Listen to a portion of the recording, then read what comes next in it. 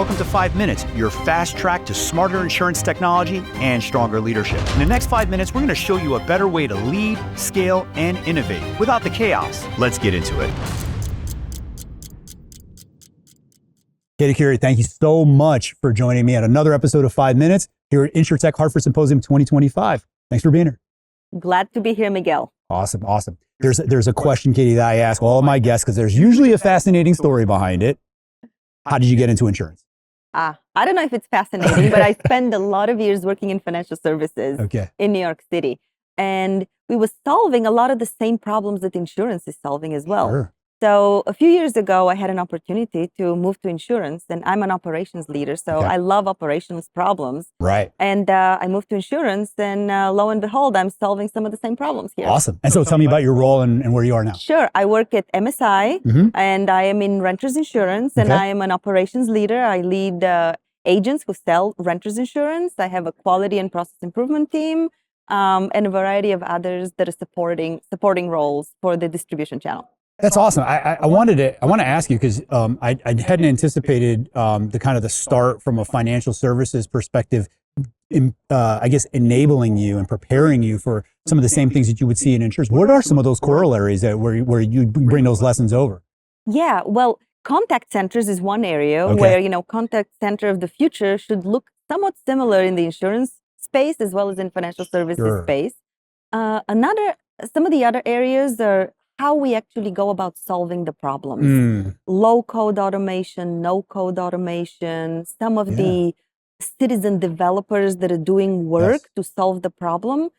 A lot of this we did a few years ago in financial services. And I think in some ways, insurance is a more traditional and maybe more risk-averse kind of industry. And so some of the problems that we had already solved in financial services were kind of now at the forefront of insurance. And so I'm using some of the same tools. Some of them are glamorous and exciting and technology-driven tools, and some of them are just kind of basic process improvement tools that don't go out of style. I love that. Katie, I got to ask you a question.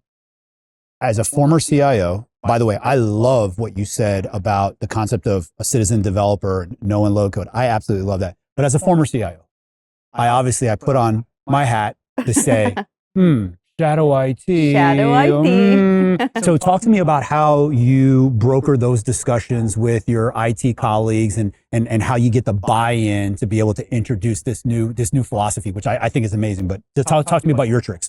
So I think the key is to have the one team mentality. The technology, operations, even business, client success, we're not really siloed separate teams.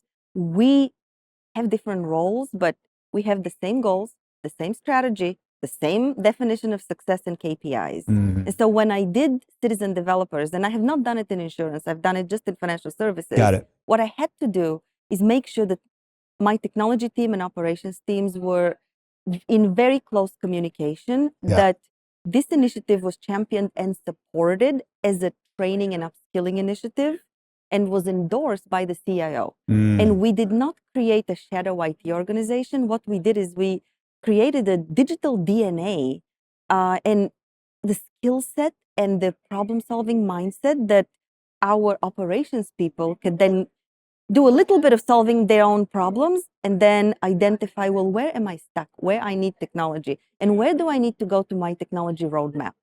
Thank you for joining this episode of 5 Minutes. If you've enjoyed our discussion, we'd love for you to share with anyone else you think might find it interesting. Also, please subscribe on whatever podcast platform you're listening on and hit that bell to stay on top of the game with our practical 5-minute episodes. We look forward to seeing you again next week.